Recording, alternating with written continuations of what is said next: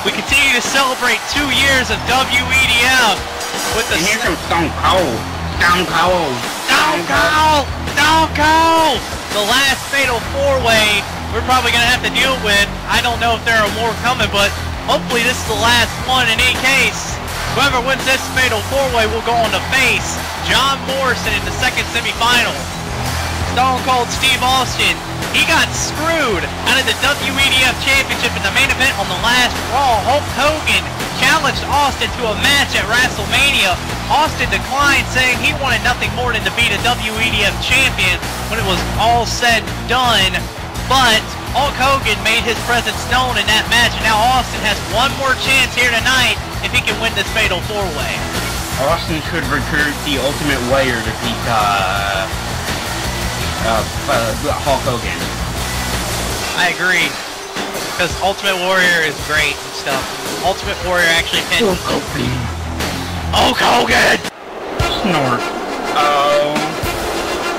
Oh, here we go. Oh. Kurt Angle is one of the men in this. Kurt Angle, he surrendered his WrestleMania main event spot that he won from beating Danny Jackpot on the last... So why is he in here? This spot could have been given to someone who wanted the spot, like Primo. In any case, Kurt Angle, according to Mr. McMahon, Kurt Angle was given another chance, and apparently he's going to get a chance to get it tonight. We saw earlier tonight, Kurt Angle came out wearing a shirt that said ass pod, and said he wanted nothing more than to break Danny's ankle at WrestleMania. But if Kurt Angle wins this, he might have double duty at WrestleMania. Yes, but in any case, folks, whether or not Kurt Angle wins this tournament here, it doesn't matter. He's gonna get Danny Jackson. Yeah. Now we see Ric Flair making his way out. With the 4 Horsemen shirt. Oh, you gotta respect that. The 4 Horsemen are arguably, actually, no, not arguably, they are the greatest and the single most definitive stable in all of wrestling history. Better than the NWO, better than D-Generation X, better than Nexus, better than Legacy, better than Evolution, better than your favorite fucking stable, even if it is the 4 Horsemen. To be honest, I think my favorite incarnate of the 4 Horsemen was the Enforcer, Double A. Yeah, that was my favorite member, but my favorite incarnate was Ric Flair, Arn Anderson, Barry Windham, and God, I can never remember the last guy's name. I don't know why. It's not Luger, is it? Is it totally? No, it's not Luger. It's the other one from the original. It's not old. The original was Flair, Arn Anderson, Ole Anderson, and Tully Blanchard. Yeah, Tully Blanchard. I don't know why I keep forgetting his name.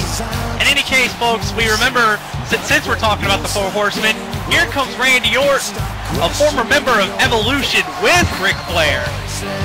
Evolution had a lot of elements from the 4 Horsemen. Yes, it did. Evolution, like the party, Evolution had the wrestling, Evolution had success in the ring, with the girls, and the clubs, everywhere. And they also had a theme. Ric Flair was the past, and Triple H was the present, and Orton and Batista were the future. They currently are the present. Orton is the present. Batista is ancient history.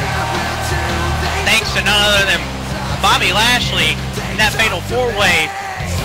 Remember, in that 4-way, Lashley himself got a WEDF United States Championship match. But anyway, here we go, folks! Fatal 4-way getting underway. Who's your favorite in this match, Josh? In any case, these are all 4 great men. Even if Ric Flair's old, he's still great. Like, you know, you could do Ric Flair versus his own freaking jacket as the main event, and everybody would watch it because Flair's fucking crazy and everyone loves him for it. In any case, go ahead. I think my pick is Randy Orton. You go with Orton? Yeah. I think he just has a little bit more experience in taking out multiple men. Well, Orton's had experience in taking out multiple men. Austin has had experience in fucking with an entire company.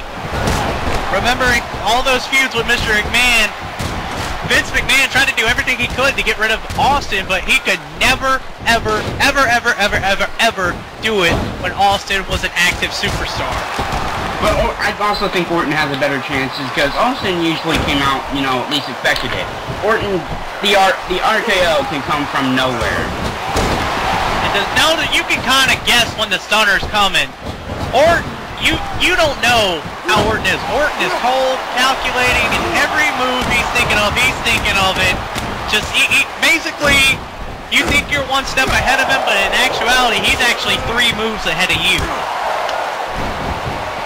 That's just how vicious, how cold, how much of a threat that the apex predator of the WEDF, the Viper, is.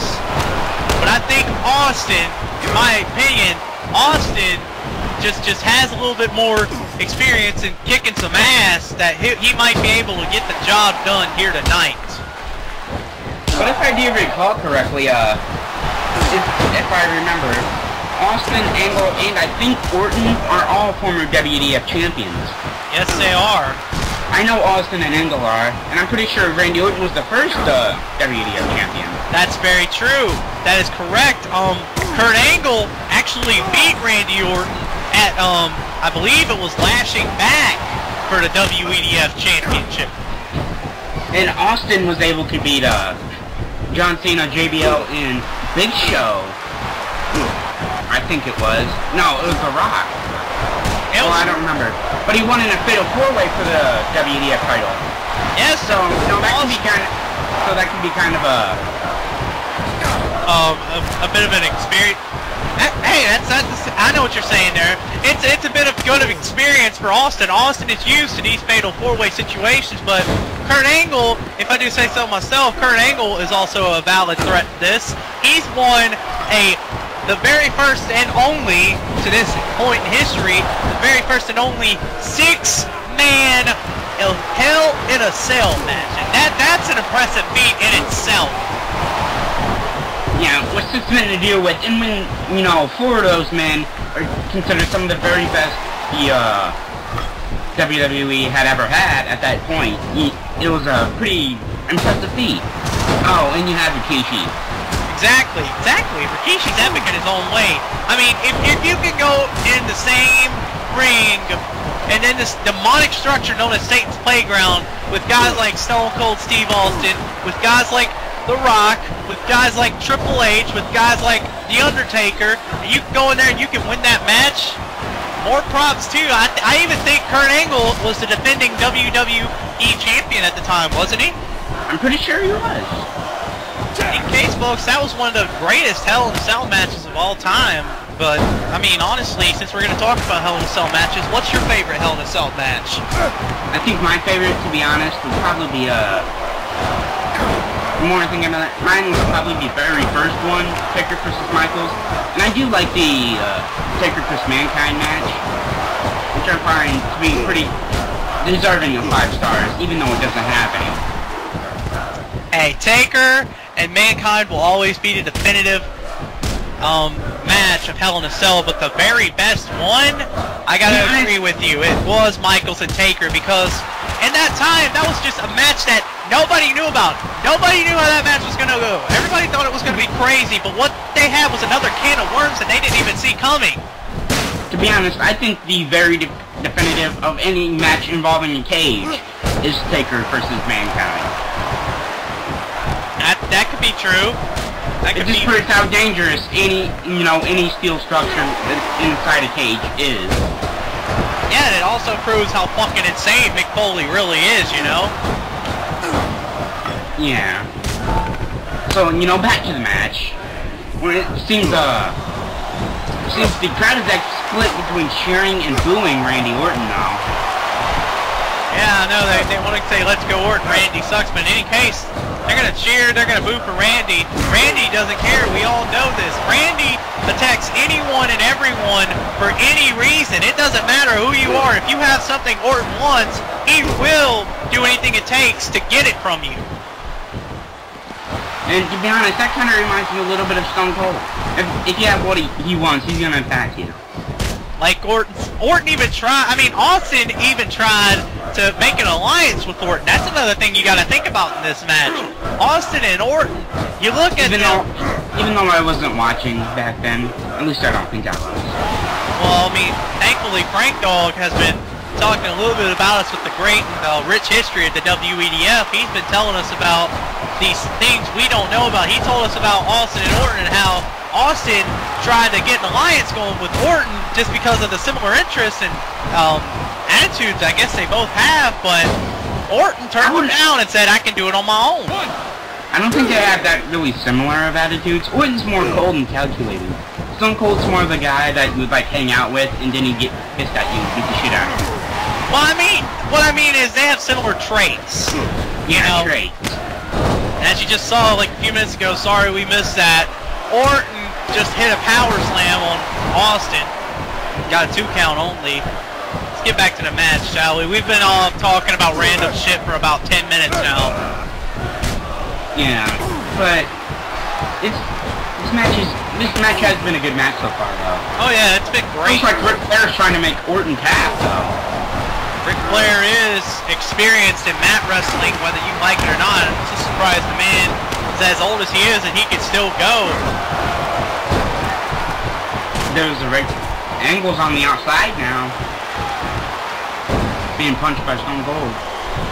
Stone Cold is trying to do everything he can to win this match. You got to do anything you can to win in these fatal 4-way type situations. You can't blame anybody for trying to throw somebody out. Impressive knee breaker. That can go well. That's the backbreaker. That's not even a backbreaker. I think that's a neck breaker. It's a vicious move on the left. RKO. The RKO. RKO on Austin. Wait a minute. RKO on Angle. And wait a minute. He's going over to. Oh no. No. Oh God. God. I think Ric Flair's dead. Ric Flair is dead. That direct punch to the head. That'll do it. Now Austin. That could put anybody out of action. And doing it to a like 50-year-old man, that's gotta put him out. He's gotta be dead. Now Austin is opening a can of whoop ass on everybody. He just busted open Kurt Angle with that loop ass press. He's just going to town on everybody. He's punching everybody. Austin is a loose cannon right now. Can anyone honestly stop the rattlesnake at this moment? Wait a minute. Oh man. The 90s stunner on Randy Orton. Oh, and points are Kurt Angle. Wait a minute. Flair has a chair. I don't know if that's a smart idea. Oh, wait a minute. Stunner to Flair. Austin hits all 3 men with the stunner. 1, 2, 3. It's over. Austin wins. Steve Austin. My God, folks. He just made a big impression. I can't believe it's one thing to win the match, but to do like Austin did and lay everybody out with one of the most simple yet effective finishers in history, it's killer to see it. Now we have our next match set up: John Morrison versus Stone Cold. Which is gonna be a... Yeah. Hello, Frank Dog. Hello.